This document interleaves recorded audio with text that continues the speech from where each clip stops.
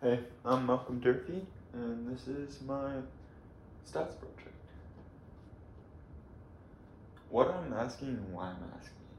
Now, as I began my research, I learned that in the moment, colder temperatures cause more injuries because, the muscles tense up. However, the question is, does temperature, does the temperature that you are used to playing in make a difference in the chance of you getting injured? The reason why I'm asking this is because I am a Green Bay Packers fan, and they are known for having the coldest stadium in the entire league. Thus, I was curious, are they less prone to injuries because they are used to cold temperatures, which result in more injuries? The data. I'm choosing seasons 2014 to 2018 because the rules that pertain to protecting players were the most consistent at that time. For the average temperature, I took all the temperatures for each city each day over 4 years, added it in my calculator, and then divided it by 1460, which is the amount of days in 4 years. For the injuries, I went on the NFL website for injury index, and I had to count up each team. This became very time consuming because the way they list it is by each game, and you have to record each injury and make sure that you keep track of each specific player that is injured in order to not count injuries over again, so you don't get more than one injury when it was just you don't get two injuries representing one injury. I got the stats from weatherunderground.com/history and NFL.com/injuries league 2014. I'm NFL.com injuries/league. This is an example of me counting up the injuries for Vikings in 2014. I did keep track that Teddy Bridgewater was injured and that Dominic and Matt Castle were all injured in order to not count them twice. These are the statistics. I have 32 teams, 4 years, the average temps, and the injury totals of each team. This is the scatter plot. As you can see, there's no clear pattern that we can see yet, meaning we don't necessarily know if it makes a difference. And here's a bar graph, and it looks like the distribution is more normal than skewed. Due to it being more normal than skewed, I believe that the average would be the best way to go in comparing. The average amount of injuries is 1,020. The team with the lowest amount of injuries is the Atlanta Falcons with only 619 injuries overall, 401 under the average. The average temperature in Atlanta is 61.3. This makes it the city with the 9th highest temperature. The team with the highest amount of injuries overall is the Seattle Seahawks.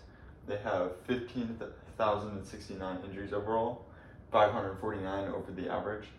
And the average temperature in Seattle is 52.8, which is the 12th coldest temperature.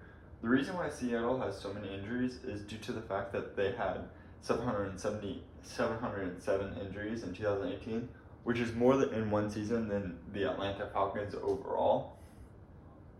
The average temperature is 57.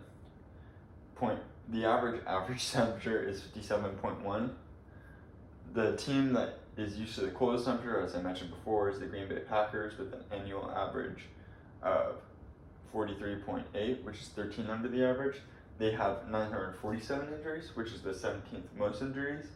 The highest temperature is 75.9, 18.8 above average, which belongs to the Miami Dolphins, and they have 871 injuries, which is the 11th least amount of injuries. As of now, I do not see direct correlation between the temperature players are used to and the amount of injuries. This is a box and whisker plot of the overall injuries. The IQR is 332.75. The first quartile is 838.75, and the third quartile is 11,171.5. This means that there is quite a variation because the minimum is 619, and the IQR is about half of that. It has a range of 897 and no outliers, meaning even though the Seahawks have a lot of injuries and the Falcons have very little, neither of them stray too far from the data, meaning they're pretty normal. The median is 987.5, and the most of the data is between the quartiles, of course, 50%, 830.75, and 11,171.1. 9.5. Misspoke. There is a box and whisker of the average temperatures.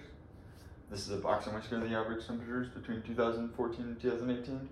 The first quartile is 50.55, and the third quartile is 63.475. Most of the temperatures are between 50.55 and 63.475. The interquartile range is 12.92, and the median is 54.7. There are no outliers, meaning all the data is kind of valid. This is a linear regression. Here is the linear regression line, and here are the data points. And the regression line is y equals negative 0.47x plus 1046.99.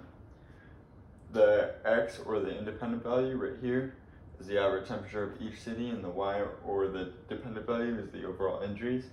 The y-intercept is 1047, and the x-intercept is 2214. The linear model does not fit the data very well. You can only see it goes through like 3 or 4 points.